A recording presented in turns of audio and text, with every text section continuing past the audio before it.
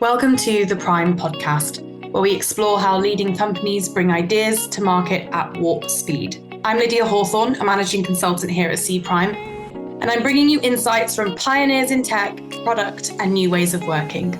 We'll uncover the tools and mindsets allowing top organizations to quickly ideate, design, and deliver.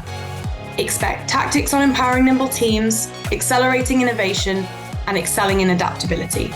If you want fresh perspectives on executing efficiently, this is the place.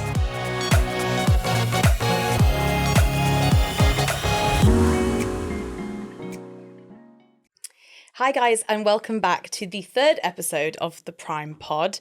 I'm Lydia Hawthorn, I'm a managing consultant here at Cprime, and I am joined today for a very special International Women's Day episode with Claudia Harris from Makers.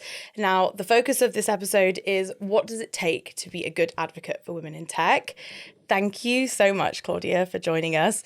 I know it was a little bit last minute. We managed to find some time when we're both free, but we're just so thrilled to have you here today. So thank you. Oh, well, thank you for having me. I'm really looking forward to it. Good. I'm glad.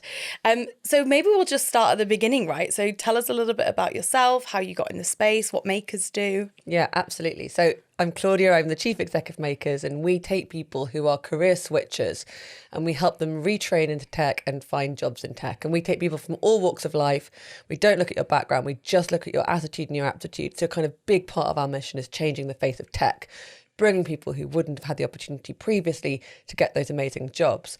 My background is that I actually started my career in consulting, but I've always been interested in this question of why do people do the work that they do? How do they get those opportunities? Like, it strikes me that the work we do and how much we like it is a kind of huge part of the human experience, but it's quite random how people end up in the jobs that they end up in. And, you know, in particular, I think in the UK, you know, where you fall out of the school system can be quite linked to your background, where you are geographically, what your parents do. So, you know, being able to kind of switch into the career that you want is something that's just really, really important for kind of, you know, well-being, social mobility, getting the right people into the right jobs. And so I was always curious about it. When I was in consulting, I sort of ran the Women's Initiative. I was on the board of the 30% Club. I put a lot of work into thinking about how you get women promoted and more senior, but ultimately wanted to work in this space. And first of all, worked in schools, helping bring inspirational role models into schools to inspire young people, you know, women, get them more focused on the jobs of tomorrow. And more recently took this role as the CEO of Makers. After meeting the founder, he invited me to, in fact, be his chairman, and we sort of swapped roles in the end. And just, you know, was blown away by what Makers does, which is that in a very short period of time really transforms people's lives by giving them this opportunity to retrain into, like, frankly, the most exciting sector out there. Yeah, I couldn't agree more. I go to so many events and I speak to people all the time who have this preconceived notion of what you need to make it in a tech role.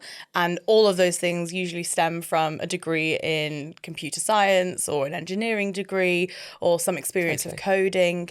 And time again, I say there are so many skill gaps that are needed in the tech industry that are far wider reaching than just learning how to code or how to deploy a product, you know? 100%. I mean, 83% of people who take computer science degrees are men, and that kind of stems back to, you know, who takes which A-levels. And actually there's been a lot of change in terms of, you know, how many women are taking things like maths A-level, but physics remains stubbornly low. And so you have this sort of like, you know, cut-off or kind of barrier where, you know, very few women are doing computer science degrees. And if you think that's the funnel for tech, then we've got a huge problem in this country, right? You're never going to diversify tech if that's your source of talent. And of course, it just doesn't need to be. And I think, you know, we were Europe's original boot camp. We were established 10 years ago now. And, you know, back in the day, the idea of hiring people out of a boot camp who trained for 16 weeks seemed frankly heretical, you know, utterly crazy.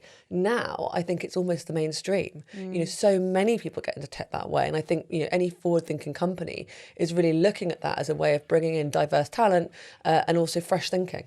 Yeah.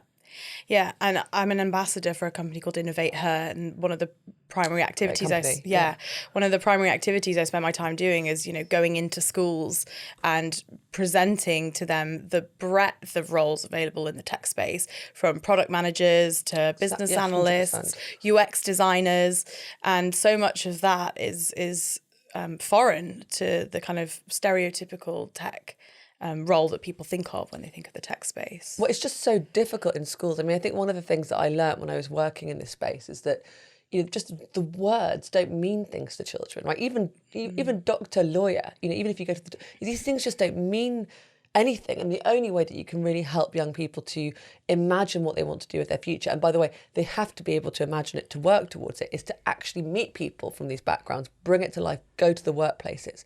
It's actually all about role models and inspiration.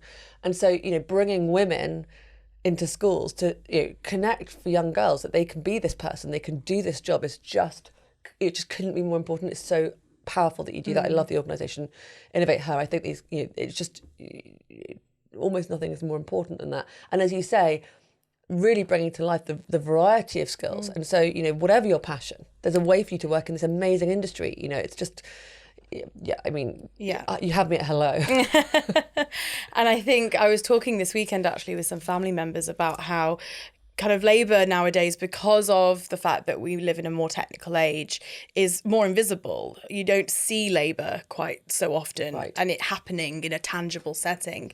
And even more true when you're talking about digital product development, right? Because everything's a little bit up in the ether and exists in the cloud and isn't something that you can see being created necessarily. And so I think kind of removing that invisibility cloak from the work that goes into creating tech products is when people start to see their way in, Totally. Yeah. Totally. It's so important. And it's and actually you just find that there are so many women in tech. I mean, I'm sure we'll talk about this today, but who are themselves, they put a huge amount of their time and effort into that role modelling job because they know that their transformative impact can be huge by just being visible themselves and as you say, bringing the work to life, making it accessible. So it's, you can really transform a lot of other people's lives by doing that. Totally. So reflecting on your career, can you maybe talk to us about a time that you felt really, truly supported as a woman in tech? Well, I've been supported by people to go through, I suppose, a couple of big career changes. And in both of those cases, people had to take a punt on me. So first of all, moving from being I was a partner in a management consulting firm, to go from that to being a chief exec, a woman called Christine Hodgson, who was then the chairman of Capgemini, and she was the chair of the organisation I went to work for. It was a non-profit. She took a punt on me, and that was life-changing for me, and gave me the opportunity to move into a CEO role, but also the opportunity to move into the sector that I'm absolutely passionate about. And then again, moving into Makers. So Evgeny Shadnev, who was the founder of Makers, hired me as his chairman. I think, always slightly with the kind of idea that I might also be his successor. And that was one of the things we talked about quite early on. It wasn't something that was completely transparent to me as I took the role, but, it became very intriguing once I was in the role. And again, took a punt on me, trusted that even though I wasn't a person who'd worked in this particular sector before, that he trusted that I had the right values and attitude to kind of do the work. I guess applied the maker's mindset, which is to think about what someone's. I think you have to ask him actually why he did that plan, whether he regrets it. But that was two people taking a real chance on me, and I think. Taking a chance on somebody whose CV doesn't necessarily just say this is your safe bet. That's real sponsorship. Yeah. And I think probably makes you a great poster child, right, for Makers, in that you've benefited from people seeing past black and white writing on a CV and instead look at your competencies, your strengths, what you bring to the table in terms of your drive, passion, the values that you have, and them aligning then to the mission of the company. Totally. I've been a huge beneficiary of the fact that we can change careers. And so, yeah, I do have a real personal kind of passion for it as well as a kind of professional one.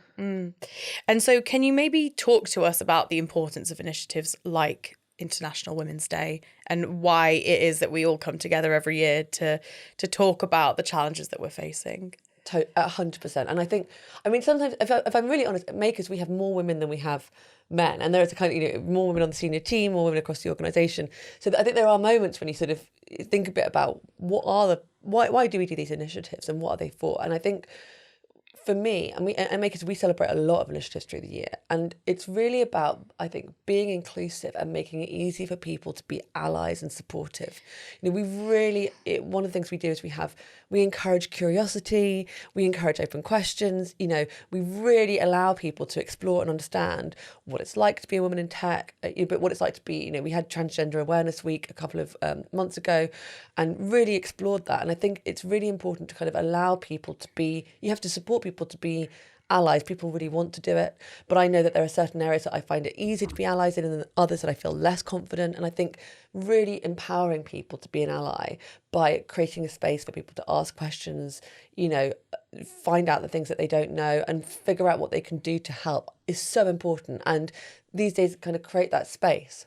Because I think that, for me, people that feel like true allies have empathy, not just sympathy. A sympathetic view is someone who's external to what you're going through, but can kind of make an objective view that, you're going through something difficult, you're being challenged in some way. True allies are empathetic. And I think the only way they can be empathetic when they themselves have not gone through the same challenges is by you opening them up to what it really has been like, talking about your story, giving them your narrative, and making it more real. At the end of last year, I spoke at Manchester Tech Fest, and I was on the Women in Tech track, and I spoke very candidly, the most candidly I've ever spoken, about my own experience with postpartum depression and returning to work after that, and what the companies I'd worked for had done really well to help support me, in the hopes that other people in that audience would go forth and be better equipped the next time that somebody they worked with or who worked for them was experiencing something like that. And it was incredibly daunting, but radically honest. And the feedback I got was so touching from people who had seen the vulnerability and commended me for it. And it made me feel incredibly empowered and heard. It's so generous, I think. I think, as you say, it feels very daunting to be honest and open, but it is a gift. It's a gift to people who themselves are struggling with the same challenges. It's a gift to people who have those around them who are struggling. And I think it's exactly that kind of openness, as you say, that enables powerful allyship. And it also allows, it gives other people, it's role modelling. It shows people that they can, that there's a path through. Right. And, I think that, there's not much more that you can do in leadership, I think, than really powerful role modelling. And you spoke there a little bit about some of the ways that makers are challenging the status quo. What are you finding to be the most impactful? So I suppose the fundamental thing that we believe at Makers is that talent is more fairly distributed than opportunity is. And kind of the more you believe that, the more you believe that there are sort of hundreds, thousands, millions of people, frankly, in the UK who could be in tech who aren't today. And we really believe that. We believe that there are millions of people out there. And if you think about it, about 500,000 people leave school every year. Think about the skills gap in tech. You're just never going to fill it if you're only relying on that flow. You've got to address the stock. You've got to change people who are working today, move them into tech, and move diverse people into tech. It's kind of the maths requires it, but it's also what you need to kind of to give all those people who've got that incredible talent that opportunity. So the answer is that our absolute mission is to change the face of tech. We find people who haven't had that opportunity, we bring them into tech. 40% of our students are women, 40% from underrepresented ethnic minority backgrounds, and they go on, they have these amazing careers. They get promoted twice as fast as graduates, they fly through. We have alum who are heads of engineering, CTOs, really powerful people now in the UK tech scene because we've been around for 10 years. And and then they become the role models of the future. So, then young women look at those people and they know that they too can go on that journey. So I suppose kind of fundamental to our mission is the desire, the belief, the kind of focus on diversifying tech. Yeah, massively. And I'm reminded all the time of a friend of mine who I'm incredibly proud of.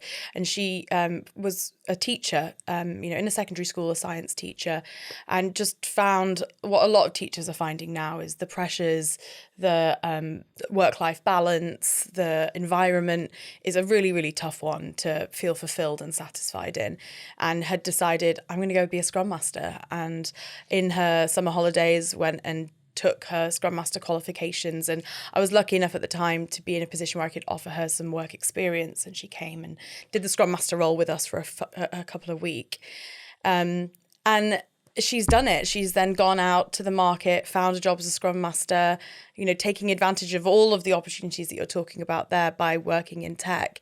And I think, it's so much, it's not necessarily easy in the sense that it's not a challenge, but it can be that easy. It can be that straightforward as saying, I deserve better and I want better for myself, and going out and finding it. Yeah. I tell you one thing is, as a mum of two kids, a lot of our students these days are coming from schools. Are they? You do notice that, and it really gives you pause about what is going on. Yeah. In the ecosystem. Yeah, it really does. So I really recognise that, but exactly that you can. And in fact, I was on a panel recently with Aminia Ibarra. I don't know if you've come across her, but she's sort of kind of great guru of the career switch, and her big point is that you can't switch careers in your head. Okay. You've kind of got to go and start doing things. You've got to start networking and go to events and try things. And I think in some ways that is the hardest moment, isn't it? It's the kind of, I'd like to do this to actually finding your way through.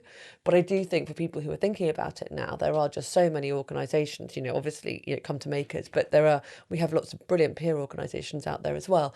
And I think that what's great about tech now is that first step is actually quite accessible in a way that it probably wasn't before. Going to a community group, going to meetups, going and hanging out at some of the boot camps and seeing what they do, and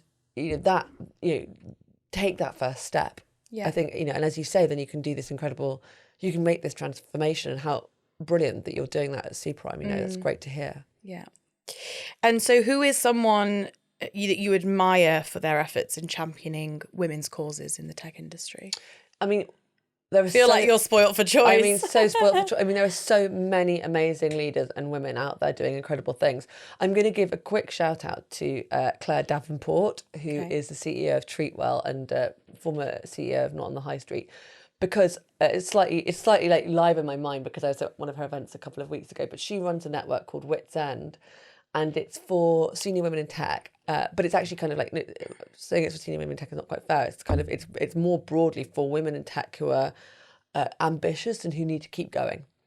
And the idea is and what's amazing about it is it's a really vibrant, warm, supportive network, which is just totally candid. And what you were describing before about that thing about being open and honest, and how powerful that is. This is a network that really has that at its heart. So people really share their stories, and I think really empower one another. Her whole thing is you've got to keep going. And we'll talk about it in a minute, because I'm obviously very passionate about getting women into tech, and I'm also really passionate about people keeping going in tech. And this network is really about, when the chips are down, we're all here, and you just got to keep how do you kind of stay resilient in the face of challenge? Yeah, it's that need to persevere. It is. In the face of adversity, and ultimately we all know that there is going to be adverse obstacles thrown at us, and steeling yourselves for those moments so that you're galvanized against them, I think is something that you can do before they've even happened, right? You're kind of anticipating them, even if in the moment you're not experiencing them. And as a woman in tech, you do have to be, I suppose, honest with yourself and acknowledge that it will happen at some point. But is your resolve there? Is your ability to persevere there? And do you have a community that you feel you can rely on and you can kind of take comfort from? So, I mean, I think what she's built, Claire, is really remarkable, and she's done it sort of, in the corner of an incredibly busy working life. So I'm super impressed by that. So what do you think that businesses are getting right in terms of addressing the issue of diversity in the tech industry? So I think there are sort of three things that a company needs to do when it comes to women in tech. They need to hire women, they need to keep women, and they need to promote them. And I think if they're not achieving any of those three things, you've got to fix the system and not the women. So I think you definitely do see companies making great progress in terms of trying to bring in more diverse pools of women. Certainly we see a lot of them coming to makers to hire women and looking at different sorts of talent pools. But I would say fundamentally, if you are not finding that you're getting either the pipeline of women or women coming through, then you're not looking in the right places, and you haven't designed your campaigns and your selection process correctly. Because if you have, you'll get 50% women. And I think the same is true then in terms of retention and promotion. I think with promotion, one of the things that companies often get wrong, not just in tech, but more generally, is that they do often think about things like culture, like maternity, like maybe some of the really kind of obvious things. But I think in fact, when I was at the 30% Club, I did a lot of research into this about why women weren't getting promoted in professional services. And a lot of the lessons are kind of transferable to tech. One of the most important ones was that women just weren't getting the difficult assignments early on. Right. And so there was a kind of, sort of protective bias where, you weren't giving the women the sort of tough entry-level project. But, what happens if you don't get that tough project? Well, then for the next project, are they going to pick that woman, or are they going to pick the man who had the tough project? They're going to pick the man. And you kind of get this sudden divergence of career paths driven by a few sort of decisions early on about who you feel comfortable giving the difficult projects to. Work allocation is just incredibly important, and it doesn't feel necessarily like it's biased. It might be like, she looks like my daughter, I don't have to stay up all night. It might feel kind, right? But it's really not kind. And I think there's this notion of glue work, right, which is work that's not promotable, that's kind of team-oriented work, perhaps, that women slightly more gravitate towards men, and organisations slightly more gravitate towards giving to women. And if women get a lot of that work and it's not promotable, then you can again really kind of skewer a woman's career, because she's just, she isn't doing that tougher project, or she's spending less time on that kind of work. She doesn't get the next role, and then by the third role she's completely off track compared to a male colleague. So I think something about who gets what work and how we recognise the work that people do, I think, is one of the most important things that a company can look at in terms of that promotion and retention piece. Yeah, this concept of glue work is one that really resonates with me, because my background is in delivery management. So as delivery managers, senior delivery managers, delivery leads, running tech projects, my team has always been predominantly women, and we're always delivery teams are always referred to as the glue that holds everybody together. They're the silent workers, they're the invisible workers. It's so much harder to kind of write out a remit of what a delivery manager does, or in fact an agile delivery manager, a scrum master. And so when you look at, say, a product team or an engineering team, there usually is fairly well documented ways of progressing through the roles, from maybe a business analyst to a product manager to a product owner to a product lead to a head of product, head of program, and the same with engineering. Whereas in delivery, there's never really been a set way to make progress through that team, and much harder, therefore, to kind of create your next step. It's almost been left to you to create the next step for yourself. And because there's then no precedent there, it's much harder to convince someone that a promotion is necessary, for example. And of course, in that situation, then sponsorship and that all matters more when it's less formal. And that biases towards, quite often you find that they have more senior men, and they may just instinctively, through unconscious bias, sponsor younger men more. So informal work allocation and informal progression routes definitely disadvantages women. And so my kind of big advice would be to formalise that, structure it, and be very careful and thoughtful about how you both allocate work and how you think about promotion routes to make sure that it is not disadvantaging women. Yeah. And obviously we connected via being at Women of Silicon Roundabout together. We were talking before the podcast started about how great it was to just see so many women who are looking to break into careers in tech or further their existing career in tech. And whilst our exhibit stand, Cprime had people manning that to talk to people who are interested in using our services, we had far more conversations with people who were interested in breaking into the tech space, looking for new roles, something that would challenge them, help them pursue their ambitions. And those conversations have been great for Cprime to show that we're a brand that supports women in tech, that wants to hire more people into women into tech roles. And it's events like Women of Silicon Roundabout that allow us to do that, right? They're brilliant, and as we were saying, you get this huge number of women coming along, and and a lot of companies coming along as well. It really is a productive conference. A huge shout out to that network for creating something so powerful. But yeah, I mean, these are the moments. Yeah. So we talked about what businesses are doing well to address it. What do you think they might be overlooking? Well, I do think the glue work is a really big issue, and I think any time that you hear a company basically talking about things that women need to do to get promoted or to improve I think I'm always cautious of that. I always think, really in the end, there's a lot we can do to help women to become, change how they kind of push themselves forward for promotions or whatever else. But I think fundamentally, really it comes down to how are your systems and structures set up. Do you have the delivery promotion route? Brilliant example. Fixing that, make it much easier for women to progress. Right. So I think that a lot of this is about looking at your organisation and thinking about how you allocate work, how you structure promotions. And if you see, my key message really is, if you are seeing a difference in the numbers between men and women staying or getting promoted, do not assume that that is women opting out. Just assume that is your system not working. Yeah. Assume that you are the You're person the who problem. can fix it. Yeah, and you can fix it. Yeah, Yes. exactly. Yeah. And I think I found myself working on a couple of different client engagements where, even if it's not explicitly about hiring more women or giving roles in your particular team structure to more women, even the approach to product development is an interesting one, where women's narratives and women's personas are often missed. So we're seeing teams of UX, UI looking at predominantly male user personas when they're creating products, or they're just simply not capturing enough data about how their product is performing in the wild to then feed that back into the development teams so that they learn more about their customers' behaviors, what they like and what they don't like, what are part of the user journey glitches for them, or creates resistance, from using the product. And so I think it sometimes isn't even about being so as explicit as we're going to hire 50% more women. It can also just be about making sure that your approach to product development is more diverse. Totally. Yeah. I mean that it's that book Invisible Women, isn't it? Yes, I mean, it's just fantastic. The stats on it are sort of stunning, and the stories are so vivid. And so, yes, and what a mistake, and it's terrible for business. And of course, that's part of the whole. We should always remember that the reason you and I are driven to get more women into tech is it's the right thing to do as much as anything else. But I do think we have to remember that having more women in tech is absolutely better for business. 100%. And I think one of the things that I always find quite interesting is when people talk about what it's like to be on a team. I'll get back to this. It sounds circuitous, but it does link to what we were just discussing, which is what it's like to be on.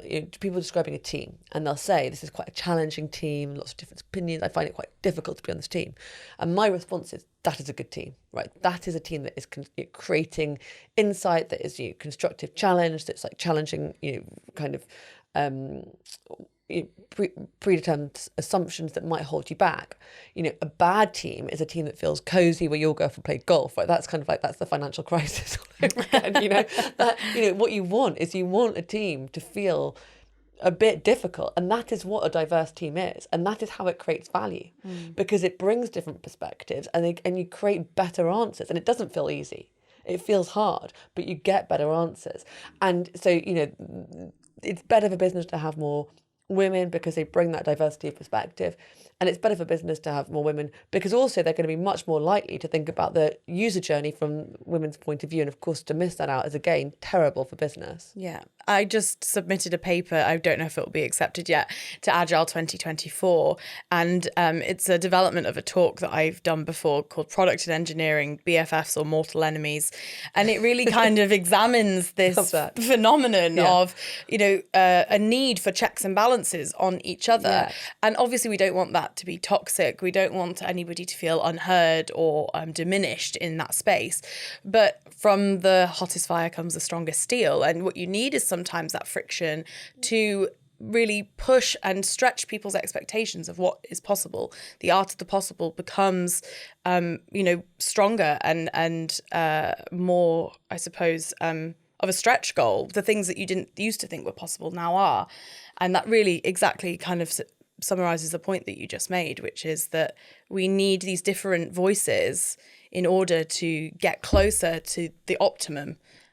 So I love that. Important. Can I read that paper? By the way, I love everything you've just said. I mean, I love it. Exactly. Absolutely. Yeah, it's got it's got some great talks in there based on TED Talks that are out there. Links for, I believe she's called Amelia Bear, on like the benefits of fostering, of how to have hard conversations, basically. Yeah. And you're better off teaching people or equipping them with the tools to have difficult conversations without frustrating each other without crossing the line into personal attacks. Yeah. And once you've given them those toolkits, then they can navigate really sticky, difficult discussions in a way that prior to that, they just didn't have the ability to disconnect themselves and their thoughts and emotions from what are very emotionally charged topics. But yeah, absolutely. Brilliant. No, I absolutely love that. Send it over. So talk to me about something that gives you hope for the future of women in tech. Oh, I mean, our apprentices. So it was our apprenticeship awards last week, and hearing from 4 of our female apprentices, 3 working for a big tech company, 1 for government, talking about their journeys, how hard they'd been, it's not easy getting into tech, completing an apprenticeship, and how worth it had been. They were each so inspirational, so powerful. I know that they are each going to have an incredible career. They're each going to be a change maker themselves in what they do. And they are utterly inspiring for the next generation. Anyone who ever hears any of those 4 women talk will feel empowered themselves to move forward. And there are just so many women like that right now, moving into tech, taking on these apprenticeships. So I think those people give me hope, give me confidence. They tell this story better than I ever could, each of them. And I think what I'm so impressed and inspired by is how many women who get into tech make a real priority of inspiring the next generation. I mean, there are just so many groups out there. I'm not going to name them all because I'll miss one out, but there are just so many brilliant women in tech groups for all ages, all stages, and they are driven by people who are personally passionate about this. It's almost always a side gig, inspiring the next generation, helping one another. It's just, so yeah, I think my answer is the people you meet, the women you meet in tech give me hope. Yeah, I couldn't agree more. And I've been incredibly lucky, I think. Well, I say I'm lucky, but I think it's actually the experience of most women who decide to kind of push themselves out into the network of those of us who are trying to push the agenda, right? They push themselves into the network. They say, I am explicitly saying I want to help move us forward. I want to be involved with the rhetoric around women in tech and what are our challenges and what makes a real difference. And so when I say I'm lucky that I've then been surrounded by really impressive women that inspire me every single day, make me know that I'm doing the right thing, I don't think it is in fact luck. I think that the majority of women who seek out this network find that response. They kind of experience that welcome. And I think it is just to kind of reiterate your point, which is it's really hard to say that the cause is not worthwhile when you're seeing every day the magic that it creates. Totally. I think magic is exactly the right word for it. It does. When you have those community moments, it does feel, feels like magic. Yeah, absolutely. Just incredibly grateful for all of it. So we have the big 4 Cprime questions, and every guest get asked the same questions.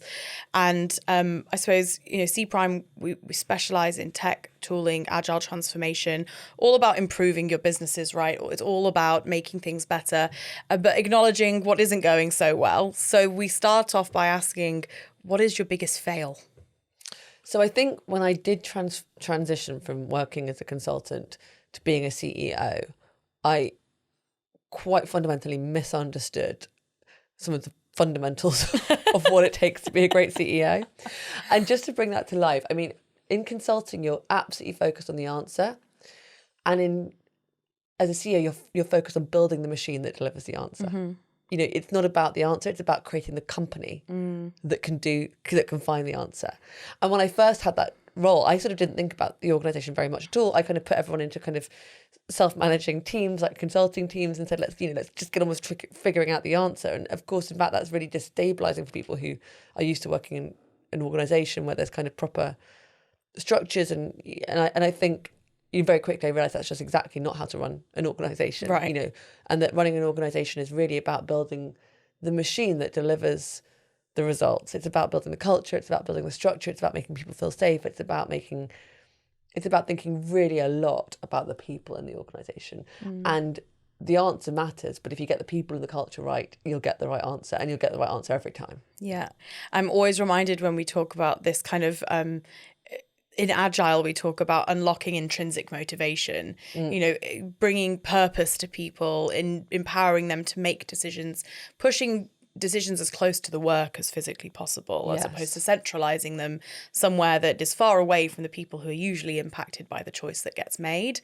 And there's a fantastic kind of illustrated video based on a talk done by David Marquette called Turn the Ship Around. He was a very, very senior career submariner, and the captain of the submarine, and this submarine had been performing very poorly, and he turned up and he realized quickly that the best thing to do was not in fact just tell everybody what to do. It was his responsibility to tell all 200 men on the ship every decision that they should be making. The better thing was to instill in them a sense of what the right answer was based on what they think he would have told them had they needed to ask. So when they came and said, we need to prepare ourselves for an attack. Okay, well, where's the attack happening? Oh, it's happening over here. Okay, so where do you think we would be best placed in order to be protected? Well, I think here. Okay, go do that.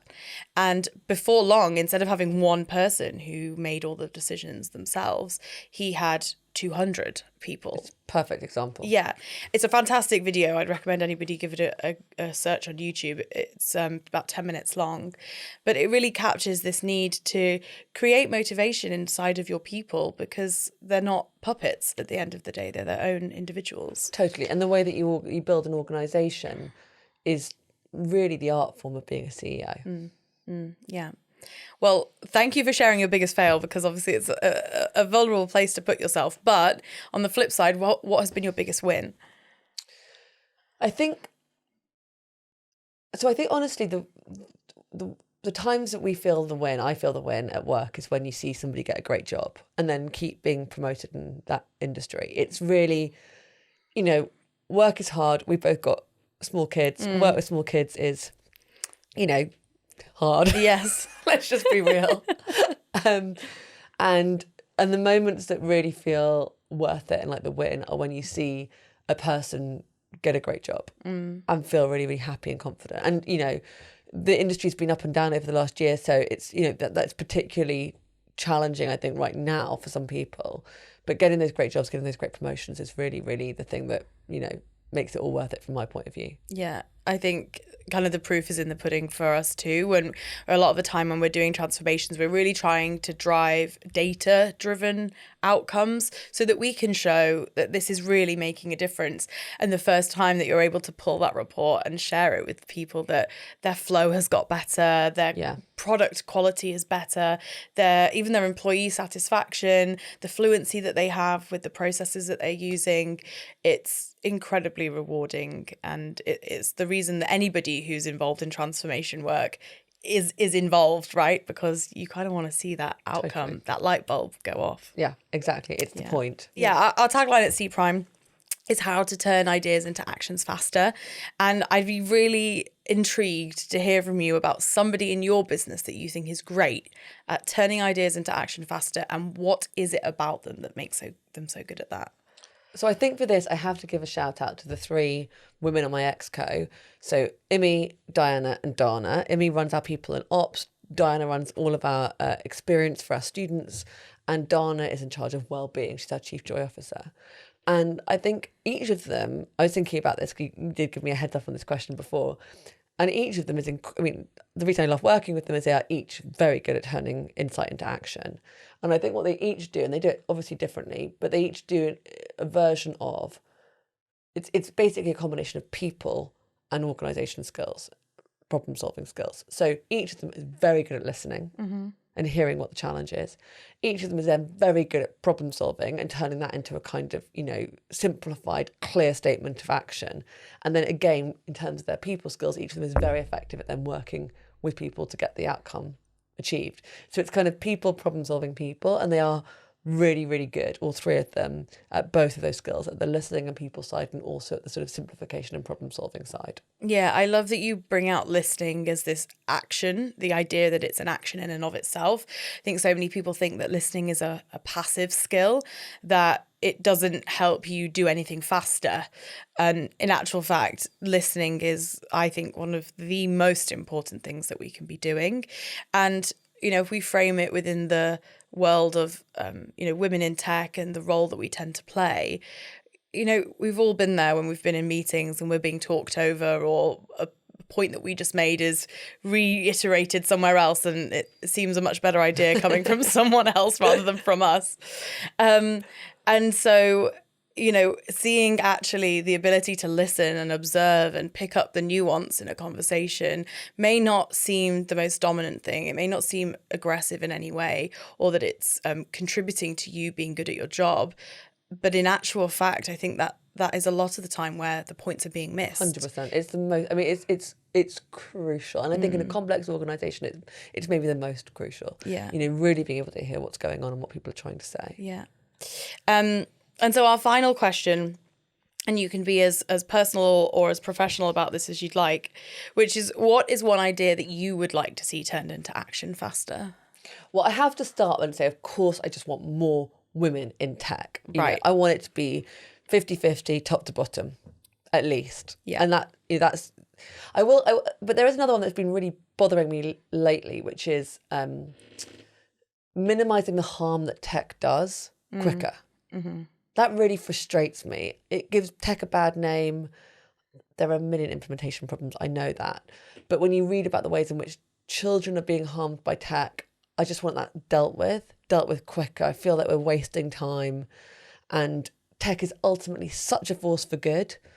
What a shame to have it kind of polluted by that. So that also just really bothers me, and I feel that there could be more political will and political savviness in terms of dealing with that, particularly among young people, but everything from election impacts to all the sort of negative impacts that we're seeing tech getting a bad name for these days. I'd just like to see stronger political action, quicker political action to resolve those problems. Yeah, and that everybody sort of has more expectation on themselves to create tech that is only beneficial and not in any way harmful. I think at the minute there's sort of this acceptance that if it is beneficial to a degree, that it doesn't really matter the dangers that it brings with it. And I think that is narrow-minded, it's naive and ignorant ultimately to not consider the whole. Yeah. I mean, this is somewhere I really am not into the libertarian view. I do think particularly with young people, but also in kind of some of the big, societal issues, but particularly with young people. Yes, it just needs dealing with it. It needs dealing with quickly. Yeah, absolutely. Thank you so much for joining us on this episode. It's been lovely to chat to you. For those of you listening or watching at home, we have a couple more episodes out there, so you can go and find those on some links below. This has been the International Women's Day episode, so happy International Women's Day to all of our listeners and followers, and have a great week. Thanks for tuning in to this episode of our podcast. If you enjoyed our conversation today, we'd love for you to help more people discover the show by leaving a review and rating. Your feedback really makes a difference. Also, don't be shy about spreading the word on social media. Feel free to share a screenshot of this episode and tag @Cprime Inc. on LinkedIn so others can get in on the action. For more information, head over to cprime.com to access a treasure trove of resources to enhance your knowledge. Stay tuned for more insightful episodes as we dive deeper into the ever-changing world of product, technology, and ways of working with the experts at Cprime and beyond. Stay curious out there, and catch you on the next episode.